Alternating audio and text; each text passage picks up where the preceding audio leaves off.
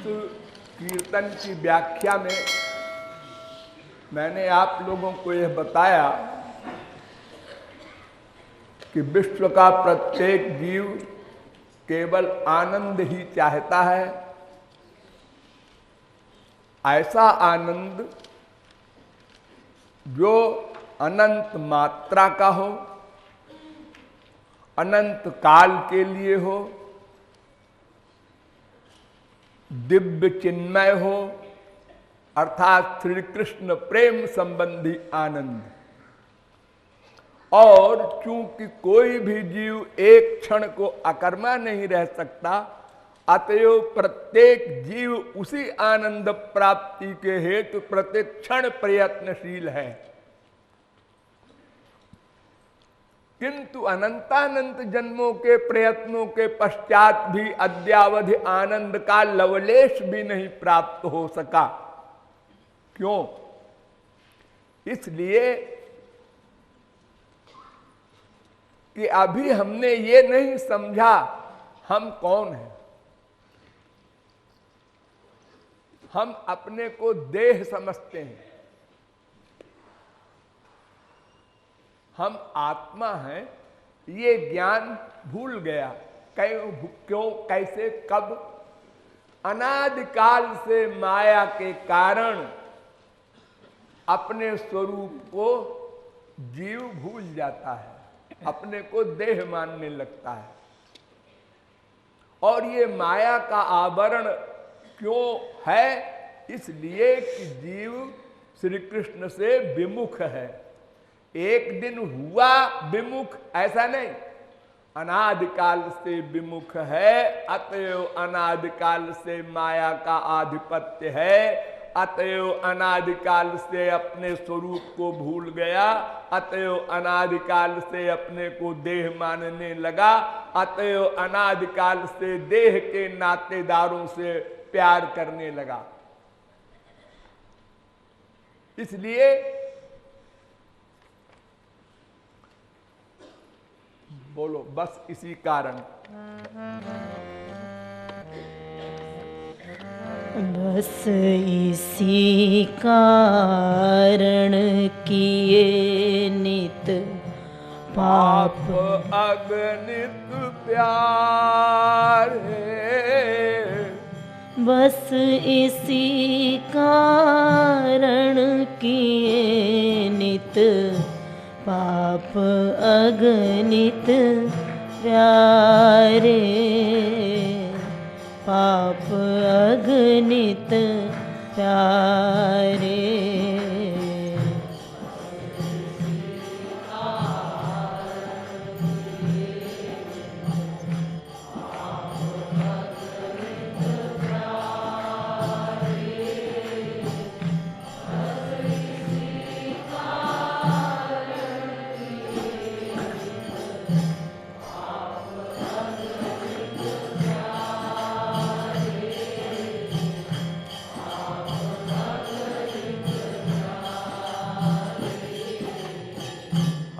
तो अपने को देह मानने के कारण संसार में ममत्व हुआ और फिर उसके कारण अनंत पाप किया हमने।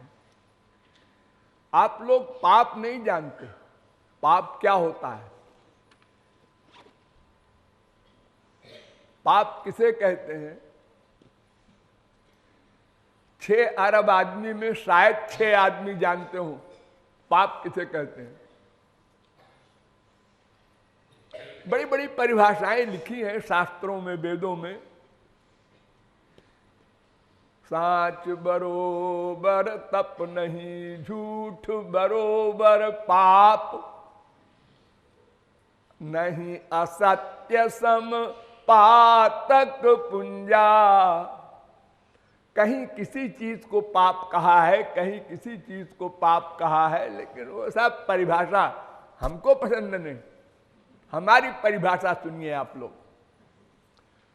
जितने क्षण आपका मन भगवान या महापुरुष में आसक्त है, उतने क्षण आप पाप नहीं कर रहे हैं, शेष सब समय आप केवल पाप ही कर रहे हैं। बहुत ध्यान से समझो, अनंत काल तक काम देगी ये परिभाषा। देखिए, माया के 3 गुण हैं, सात्विक, राजस, तामस। अगर आप तामस कर्म करते हैं, वो पाप है ही है, उसको तो आप भी जानते हैं कि पाप है। चोरी डकैती, कोई भी इस तरह की बात। और उससे अच्छा है रजोगुण। रजोगुण वाला कैसा होता है? अपने कमाते हैं, अपने खाते हैं, न ऊधो के लेने न माधो के देने। ये मनुष्य है, ऐसा कहता है, ये रजोगुण है। और दूसरे के उपकार के लिए भी देते हैं, दान भी करते हैं, ये सत्वगुणी है। तो सत्वगुण का फल स्वर्ग, रजोगुण का फल मृत्युलोक और तमोगुण का फल नरक। लेकिन तीनों नश्वर हैं, इसलिए तीनों पाप हैं। ये तीनों का मतलब एक शब्द में बोलिए, माइक। माइक एरिया में आपके मन का अटैचमेंट जहां भी, वो सब पाप है। अरे अपनी मां से प्यार कर रहे हैं, ये पाप है। हाँ, अपनी बीबी से प्यार कर रहे हैं, अपने पति से कर रहे हैं, अपनी बेटी से कर रहे हैं, अपने बेटे से कर रहे हैं, ये पाप है। हाँ, पाप माने जो गंदा है, जिसका अंतःकरण गंदा है, उसको मन में लाना, तो मन और गंदा होगा। बड़ी सीधी सी परिभाषा है। हमारा मन ऐसे ही अनादिकाल से गंदा है, उसको शुद्ध करना है। और हम जहां मन का अटैचमेंट कर रहे हैं, अगर वो गंदा है, अशुद्ध है, माइक है, तो वो हमारे अंतःकरण में आएगा और गंदा कर देगा। वो मां हो, बाप हो, भाई हो, बहन हो, बीबी हो, पति हो, कोई हो। ये अंतःकरण एक गंदा कपड़ा है, इसको शुद्ध जल से धोओगे तो गंदगी मिटेगी। और अगर अशुद्ध जल से, गंदे जल से धोओगे तो और गंदा होगा। तो चाहे वो स्वर्गलोक का देवता हो, चाहे वो मृत्युलोक का मनुष्य हो, और चाहे नरक लोक का हो, कोई भी हो, जो माया के अंडर में है, उससे प्यार करने पर मन और अशुद्ध हो जाएगा। इसलिए वो भी पाप। स्वर्ग वाला कार्य भी पाप, और मृत्युलोक वाला तो पाप है ही है।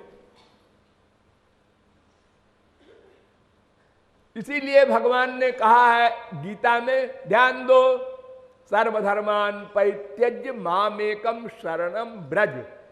सब धर्मों को छोड़ दो और मेरी शरण में आ जाओ। तो महाराज, धर्म को छोड़ने से पाप लगेगा ना? वेद कहता है, धर्मान न प्रमदितव्यम, सत्यान न प्रमदितव्यम। धर्म छोड़ोगे तो पाप लग जाएगा। तो भगवान ने उसके उत्तर में कहा, अहं त्वाम सर्व पापेभ्यो मोक्षयिष्यामि मा शुचा। पूरी बुद्धि लगाओ सब लोग, मैं सब पापों से बचा लूंगा, मुक्त कर दूंगा। तो क्यों जी, अगर भगवान पापों से मुक्त कर देंगे तो पुण्य रह जाएगा, और जब पुण्य रह जाएगा तो फिर 84 लाख में घूमेगा, स्वर्ग में जाएगा। मुक्त कैसे होगा? भगवान ने तो कहा कि सर्व पापेभ्यो, भगवान को कहना चाहिए था सर्व पापेभ्यो पुण्येभ्यो, दोनों से मुक्त कर दूंगा, तब जीव मुक्त होगा। सुकृत दुष्कृते धुनुते, वेद कहता है। उसका पुण्य और पाप दोनों पाप है, दोनों को समाप्त कर देंगे। यानी पाप शब्द से पुण्य भी ले लिया श्री कृष्ण ने। अर्जुन से कहा कि समस्त पापों से, माने पापों से, पुण्यों से, तुमने जो अच्छे कर्म किए हैं उसका भी तो बंधन है स्वर्ग जाने का। अच्छा कर्म करोगे तो भी बंध जाओगे, बुरा कर्म करोगे तो भी बंध जाओगे। अच्छा कर्म करने से स्वर्ग में सड़ोगे और बुरा कर्म करने से मृत्युलोक में, नरक लोक में घूमोगे, लेकिन मुक्त नहीं हो सकते। मुक्त तब होगे जब पुण्य पाप दोनों भस्म हो जाएं, तब मुक्त हो सकते हैं आप। तो पाप शब्द से वेद में पुण्य भी ले लिया। पुण्य भी पाप है, पाप भी पाप है, अर्थात सत्व गुण का कार्य पुण्य कहलाता है, वो भी पाप है क्योंकि वो बंधन कारक है। और रजोगुण का कार्य वो भी बंधन कारक है, और तमोगुण का कार्य वो भी बंधन कारक है, वो तो आप जानते ही हैं। इसलिए बुरा भी बुरा, अच्छा भी बुरा, अच्छा बुरा दोनों को छोड़कर केवल भगवान से प्यार करना, महापुरुष से प्यार करना, ये ना अच्छा है ना बुरा है। इससे समस्त पाप, समस्त पुण्य भस्म हो जाएंगे। इसलिए यहां कह रहा है लेखक कि हमने अपने को देह माना तो माइक जगत में प्यार किया, करना पड़ेगा, क्योंकि अपने को आत्मा मानता ही नहीं तो वो भगवान को क्यों मानेगा। तो संसार में जो माँ बाप, बेटा, स्त्री, पति, रसगुल्ला आदि संसार के सामान से प्यार किया तो वो गंदा था, माइक था, इसलिए हमारे अंतःकरण में वो सब आया और गंदा कर दिया, शुद्धि नहीं कर सका। अंतःकरण की शुद्धि के लिए शुद्ध वस्तु से प्यार करना होगा, और शुद्ध हरिजन और सब माया के अंडर में है। आ ब्रह्म भुवनालोका पुनरावर्तिनोर्जुन, ब्रह्मलोक तक जितने देवता देवी हैं सब माया के अंडर में है। इनमें कहीं मन का अटैचमेंट करोगे तो अंतःकरण और गंदा होगा। तो पाप माने सत्वगुण, रजोगुण, तमोगुण के आदमी, पर्सनैलिटी अथवा सामान, इनमें तुम्हारे मन का अटैचमेंट होगा तो उसका नाम पाप, उससे अंतःकरण और गंदा होगा। तो हमने अनंत जन्म क्योंकि माइक जगत में ही प्यार किया, क्योंकि अपने को देह माना, क्योंकि माया ने हमको भुला दिया कि तुम आत्मा हो, क्योंकि हम भगवान से विमुख रहे, इसलिए हमने पाप ही पाप किया। आगे चलो। मर्त सुख अरु स्वर्ग सुख सब है विनश्वर प्यारे। मर्त्य सुख अरु स्वर्ग सुख सब है विनश्वर प्यारे। है विनश्वर प्यारे।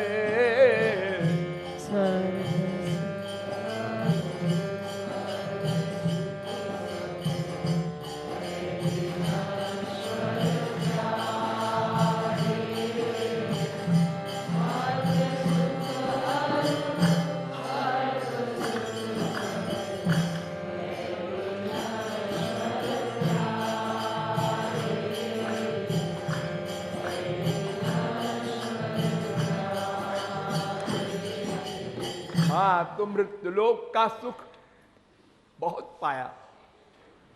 आप लोग भूल गए, आप लोगों को पिछले जन्मों की याद नहीं है। आप लोग हजारों, लाखों, करोड़ों बार स्वर्ग जा चुके हैं, स्वर्ग के देवता बन चुके हैं। बड़ा आनंद वहां पर है संसारी, वो सब भोग चुके हैं आप। फिर वहां से आए, कुत्ते बने, फिर गधे बने, फिर बिल्ली बने, फिर मनुष्य बने। मनुष्यों में भी कभी किसी जन्म में गरीब बने, किसी में अमीर बने, किसी जन्म में कुरूप बने, किसी जन्म में सुंदर रूप वाले बने, किसी जन्म में अंगूठा छाप रहे, किसी जन्म में बुद्धिमान रहे। ये सब आप लोग भोग चुके हैं। स्वर्ग का सुख भी, मृत्युलोक का सुख भी, लेकिन वो सब विनश्वर है, दुख का मिक्सचर है, प्योर सुख नहीं। और प्रतिक्षण घटमान सुख है।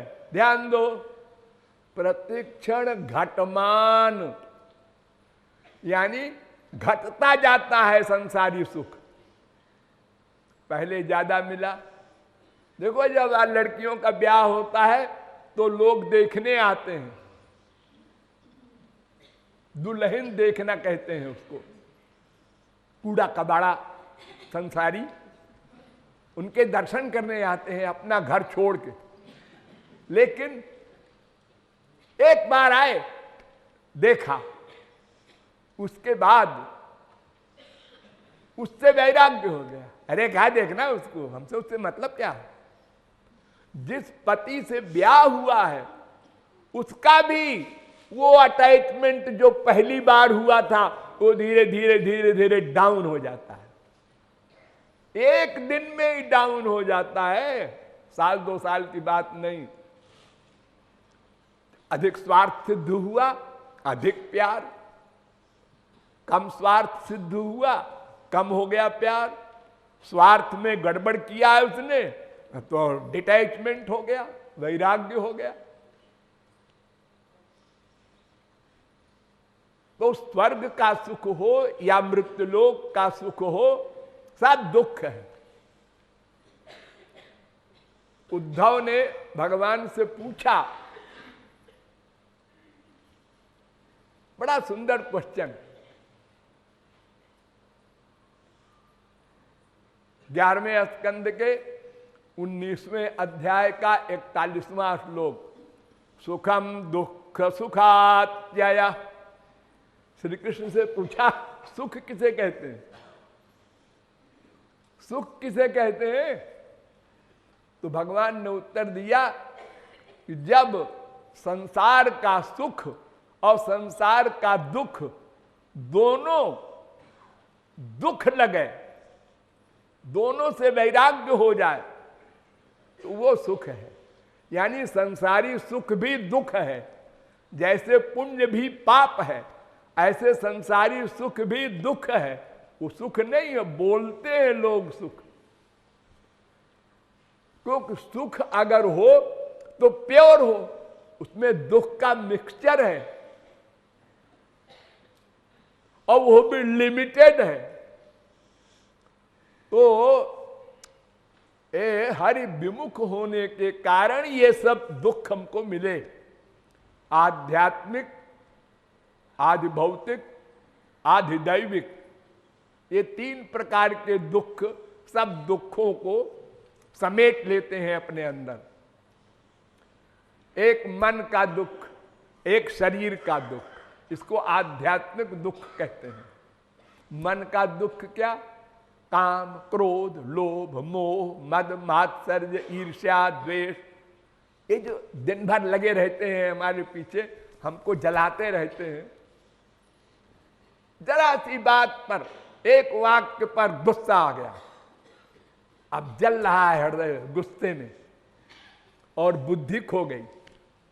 क्रोधात् भवति सम्मोहः, सम्मोहात् स्मृति विभ्रमः, स्मृति भ्रंशात् बुद्धिनाशो, बुद्धिनाशात् प्रणश्यत। गीता। क्रोध आया तो मोह हो गया, और मोह आया तो स्मृति, याददाश्त चली गई। क्रोध में याददाश्त चली गई, और याददाश्त चली गई तो बुद्धि का नाश हो गया, और बुद्धि का नाश हुआ तो उस व्यक्ति का नाश हो गया। क्रोध ने हमको वहां तक पहुंचा दिया। हम लोग क्रोध में क्या करते हैं, माँ को गाली दे देते हैं, बाप को भी, भाई को भी, बहन को भी, पड़ोसी को भी। और थोड़ी देर बाद जब क्रोध उतर जाता है तो मैंने बड़ी बेवकूफी की, ऐसा मैंने क्यों कहा, मैं भी कैसा गधा हूं, ये रियलाइज करते हैं आप लोग। लेकिन क्रोध जब आया तो उस समय आपकी बुद्धि काम नहीं करती। अगर आपका पड़ोसी दोस्त कहे आप साथ क्रोध कर रहे हैं, ये तो बहुत बुरी बात है, अजी वो क्रोध क्या है, तो बिल्कुल सही कह रहे हैं, ओ लड़ जाएगा उससे भी। उस समय बुद्धि है ही नहीं बेचारे। तो ये मानसिक रोग और एक शारीरिक रोग, उसको आप लोग जानते ही हैं, फीवर से लेकर के और बड़े बड़े रोग हमारे संसार में है जिसका इलाज ही नहीं है। ये सब हमको भोगना पड़ता है और कब कौन रोग हो जाए कुछ पता नहीं, क्योंकि सब मशीन तो भीतर है, वो दिखाई तो पड़ती नहीं। अच्छा खासा घूम रहा है, टहल रहा है, बोल रहा है और हार्ट अटैक हुआ, 1 सेकंड में खत्म। नहीं खत्म हुआ तो भी रोए, दुख भोगे। इसी प्रकार बाहर से लोगों का दुख, किसी ने हमको डांट दिया, किसी ने मार दिया, किसी ने हमारी संपत्ति नष्ट कर दी, उसका दुख। हम कमजोर हैं, क्या करें, मजबूर है। और फिर मौसम का भी दुख, सर्दी है, गर्मी है, ये तमाम प्रकार के दुख ये। और फिर माँ का दुख, उससे हम दुखी, बाप का दुख, उससे हम दुखी, बीबी का दुख, उससे हम दुखी, बेटा बेटी का दुख, उससे हम दुखी। यानी दुख का भंडार है प्रति सेकंड, और फिर भी हम जिंदा हैं, कमाल है। हाँ? और अगर कोई किसी से पूछे how are you, all right, all right, अरे एक भी राइट नहीं है, सब रॉन्ग है। और ऐसी बेवकूफ की बातें करता है, सब ठीक है, बिल्कुल आनंदमय है, हम ब्रह्मानंद मिल रहा है संसार में। इतनी झूठ बोलता है आदमी, एक दूसरे को धोखा देता है, मुस्कुरा के हाथ मिलाता है, अंदर गड़बड़ है, दुखी है, परेशान है, टेंशन है, डिप्रेशन है। तो ये 3 प्रकार के ये दुख हम भोग रहे हैं। और मनुष्य शरीर में जितना दुख है वो तो किसी मात्रा में मान भी ले, लेकिन 84 लाख में घूमना पड़ता है वो पाप के परिणाम से। सोचो, एक आदमी, हमारे पास 10 लाख है, 1 करोड़ है, हमको रोटी दाल की कोई कमी नहीं, 4 आदमी को हम खिला सकते हैं। हाँ, एक कुत्ते को देखो, आवारा कुत्ता कहां खाएगा, एक पक्षी कहां खाएगा, कहां पानी पिएगा,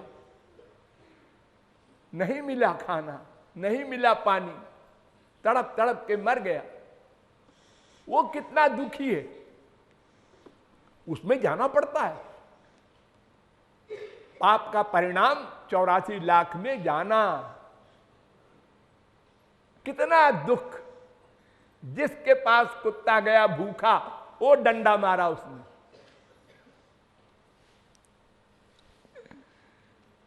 एक मामूली सा देखो मच्छर है, वो बेचारा घूम रहा है भूखा, और आदमी ओ मार दो, ये मक्खी है मार दो, ये सांप है मार दो। बेचारे कितने परबस हैं उन देह वालों ने, जीव लोग, लेकिन वो भी हम सब अनंत बार भोग चुके हैं, अनंत बार। ये मानव देह तो कभी कभी मिलता है। कबहू करी करुणा नर देही देत ईश बिनु हेतु सनेही। ये तो कभी कभी मिलता है मानव देह। इस देह को तो स्वर्ग के देवता चाहते हैं, जिन देवताओं की हम पूजा करते हैं वे देवता ये देह चाहते हैं।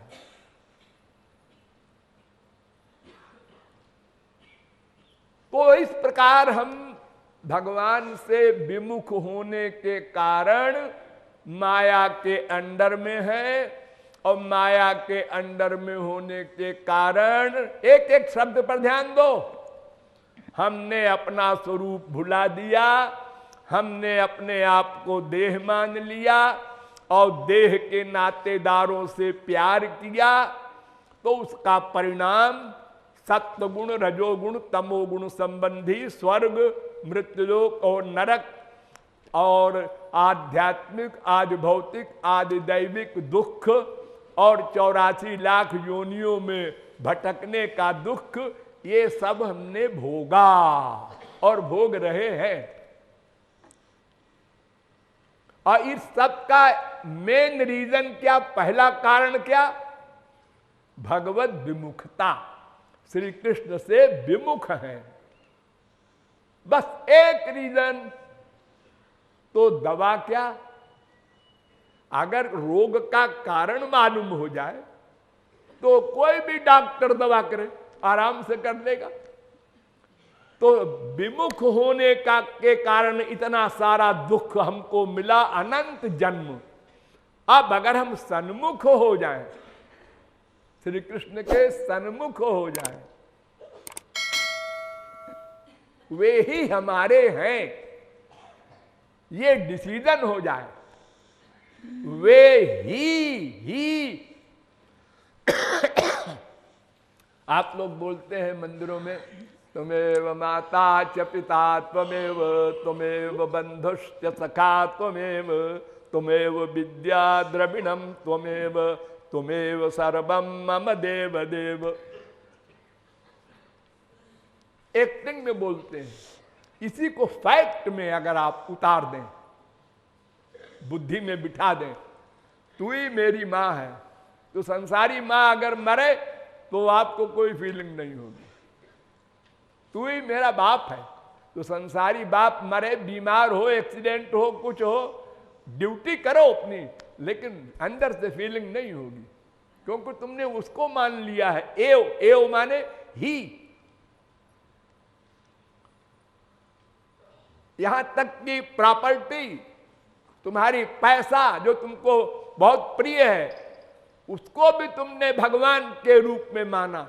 इस पैसे में अटैचमेंट हटा। द्रविणम त्वमेव, हे श्री कृष्ण तुम ही मेरी दौलत हो, मेरे धन हो। तो ही लग जाए, ये सन्मुखता है। बस कुछ करना धरना नहीं है, बस ही लगाना है। वो कैसे लगेगा? चिंतन से, चिंतन से, चिंतन से, बार बार सोचने से, बार बार चिंतन करो, तू ही हमारा है, तू ही हमारा है, तू ही हमारा है। तो मां मनुस्मरतश्चित्तम मय्येव प्रविलीयते, भागवत। विषयान ध्यायतः पुंसो विषयेषु विसज्जते। जिसमें सुख की भावना करोगे, देखो संसार में सुख मिला नहीं कभी, लेकिन बार बार भावना किया तुमने, मन से ये सोचा, इसमें सुख है, इसमें सुख है, इसमें सुख है। जैसे छोटे बच्चे अंगूठा पीते हैं, क्या दूध मिलता है उनको उससे? नहीं, लेकिन 1000 कोशिश करे मां और उसका हाथ पकड़ ले, फिर तुरंत, फिर तुरंत उसको भ्रम है कि इसमें जो उसकी लार अंगूठे में मिल करके जाती है पेट में, तो वो समझता है ये दूध है।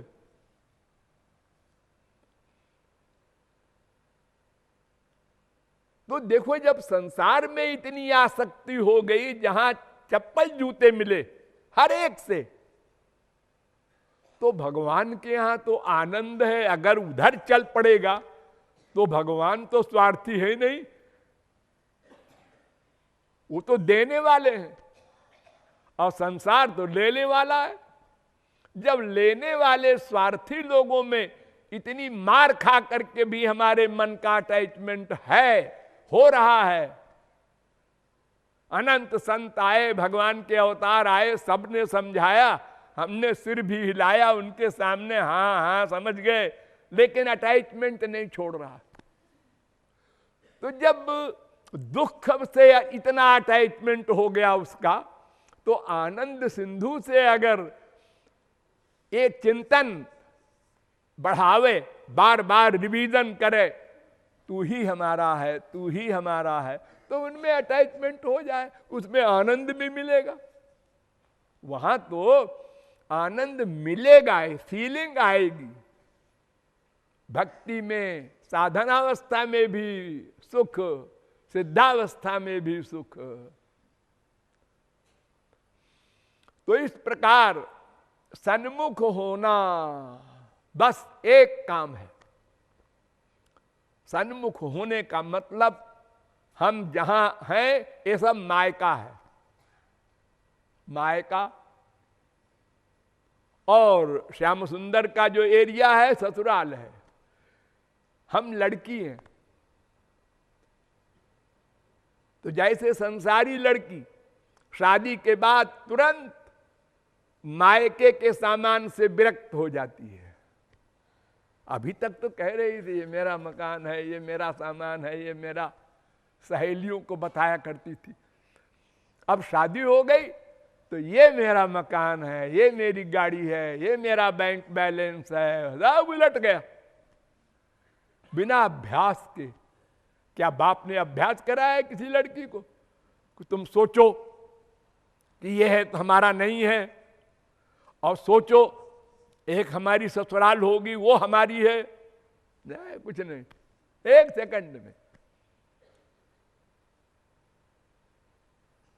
अपना स्वार्थ माने आत्मा का लक्ष्य एकमात्र परमात्मा का ही है, क्योंकि उसका अंश है। ये बात बार बार चिंतन से बैठेगी, ध्यान दो। आप लोग जो सुन लेते हैं और समझ लेते हैं तो समझते हैं हाँ हो गया, हुआ हुआ नहीं अभी।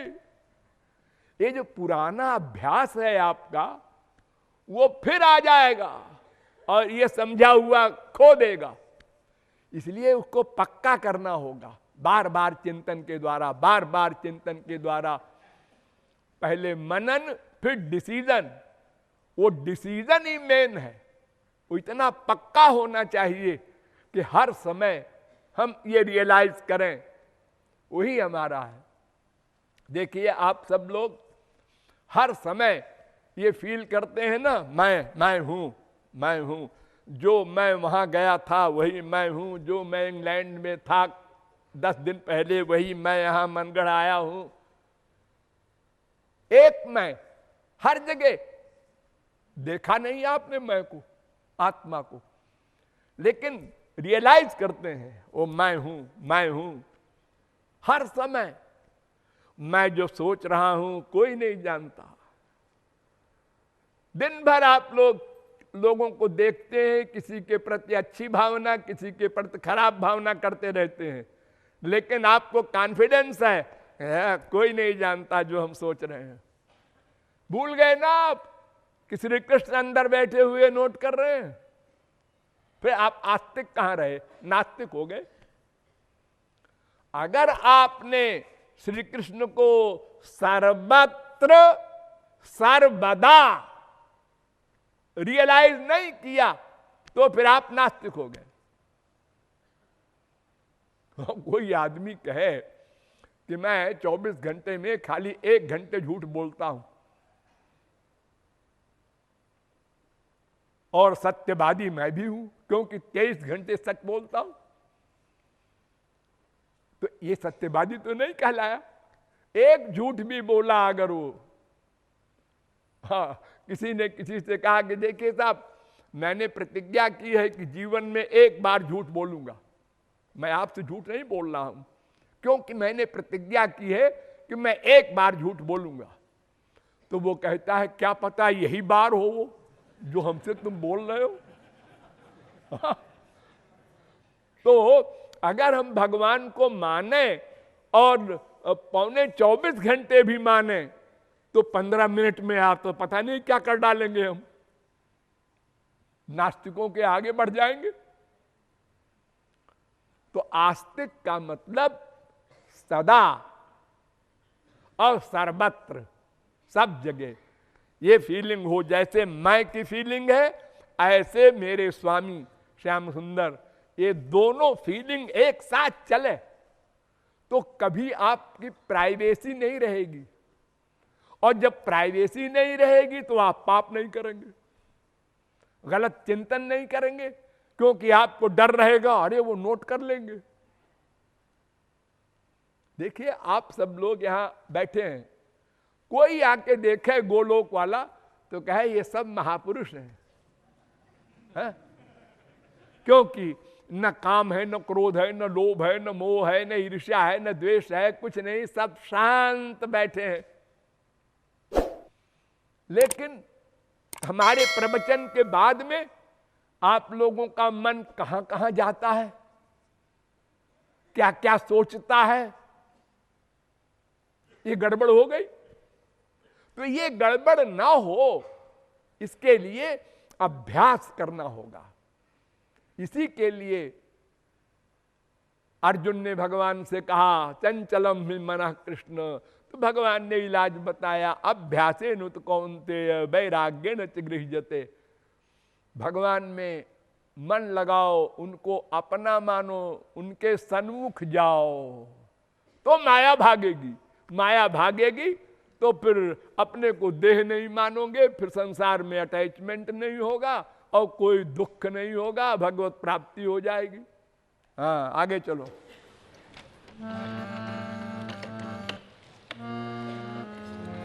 दुख सहे आध्यात्म भौतिक और दैविक प्यारे, दुख सहे आध्यात्म भौतिक और दैविक प्यारे, और दैविक प्यारे।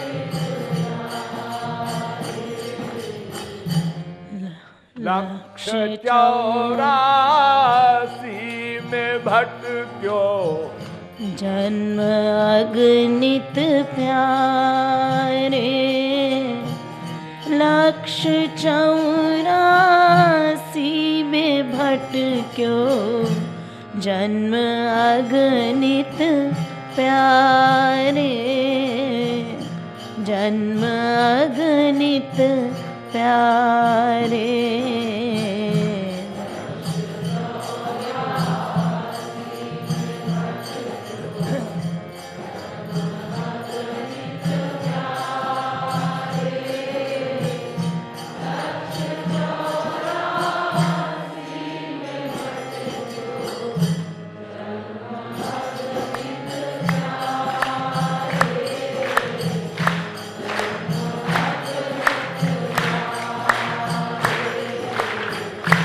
सकल दुख का मूल है एक, सकल दुख का मूल है एक, हरि विमुखता प्यारे। सकल दुख का मूल है एक, हरि विमुखता प्यारे, हरि विमुखता प्यारे।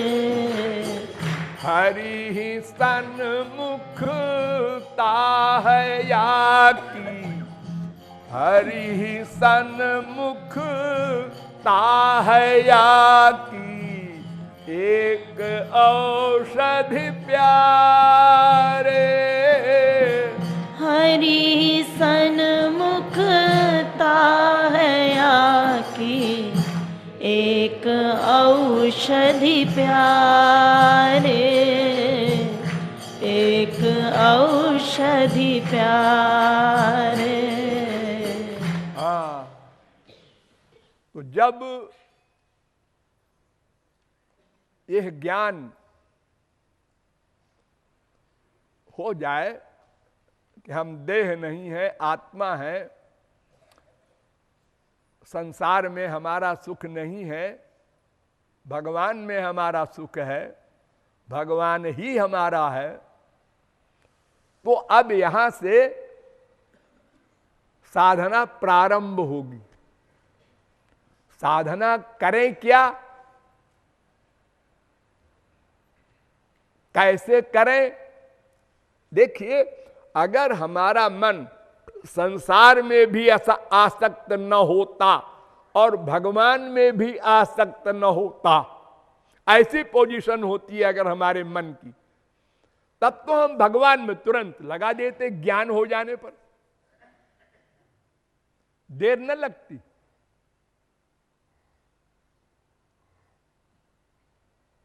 एक जमींदार था, उसका लड़का कुछ गलत काम करने लगा तो उसने झापड़ लगाया और घर से निकाल दिया। वो भाग गया और शहर में गया, वहां अपना किसी सेठ होठ के यहाँ नौकरी करके और अपना कुछ व्यापार थोड़ा बहुत किया और पैसा वैसा कमा करके 25-30 साल बाद लौटा। और बाप उसके प्यार में आधा पागल। तो लौटते लौटते उसको जब शाम हो गई तो एक धर्मशाला में वो जाके रुक गया, उसका लड़का, कि सवेरे जाएंगे अब गांव। और बाप भी उसी धर्मशाले में एक कमरे में रुका हुआ था, वो भी हाफ मैट तो हो ही गया था। तो रात को वो बाप चिल्लाए बार बार, मेरे बेटे कहां हो?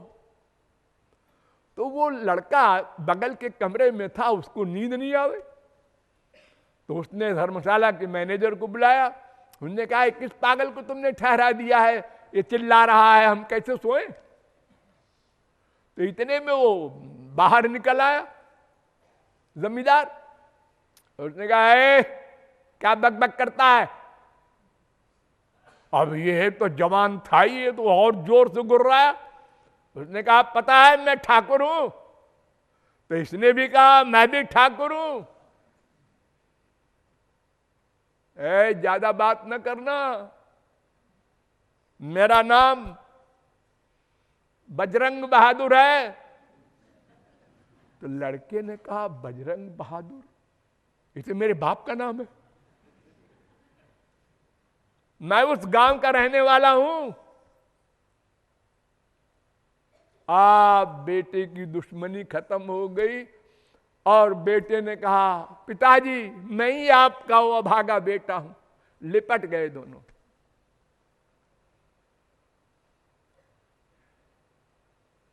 तो हमको जब ये फीलिंग हो जाए कि हमारे माँ बाप सब कुछ श्याम सुंदर है,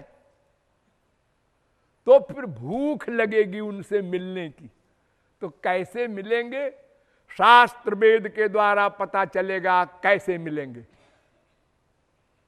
लेकिन शास्त्र वेद हम पढ़ें कैसे?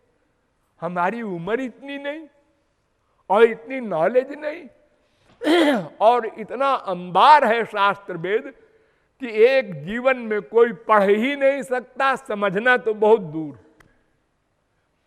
एक लेखक वेदव्यास ने 4 लाख श्लोक पुराणों के लिखे हैं, 4 लाख। एक संत ने, और हजारों संत, सब ने अपने अपने ग्रंथ लिखे हैं। तो हम इस छोटी सी लाइफ में और छोटी सी खोपड़ी में कैसे सबको धारण करेंगे? और अगर पढ़ भी ले, 1000 बरस की उम्र हो जाए किसी की, तो कंफ्यूजन होगा, डिसीजन कैसे लेंगे हम? श्रुति पुराण बहु कहु पाई, छूटे ना अधिक अधिक अरुझाई। और उलझ जाता है अनेक प्रकार के सिद्धांत सुन करके।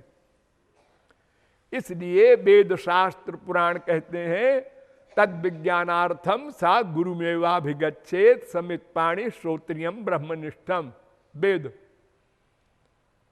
तद विधि प्रणिपातेन परिप्रश्नेन सेवया उपदेक्षन्ति ते ज्ञानम ज्ञानिनस् तत्वदर्शिनः। गीता तस्मात् गुरुम प्रपद्येत जिज्ञासु श्रेय उत्तमम शाब्दे परे च निष्णातम ब्रह्मण्युपसमाश्रयम।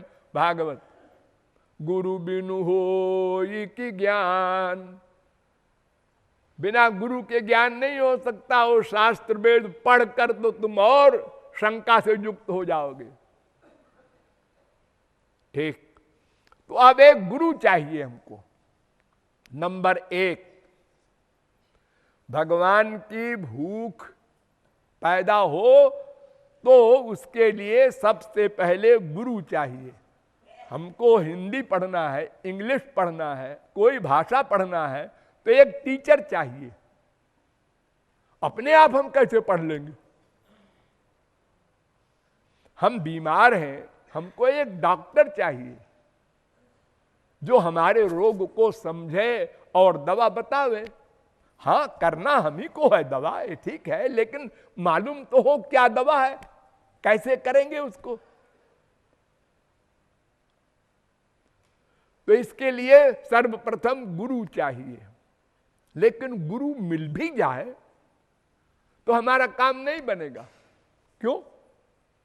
गुरु मिले और हम गुरु से मिले तब काम बनेगा। ध्यान दो,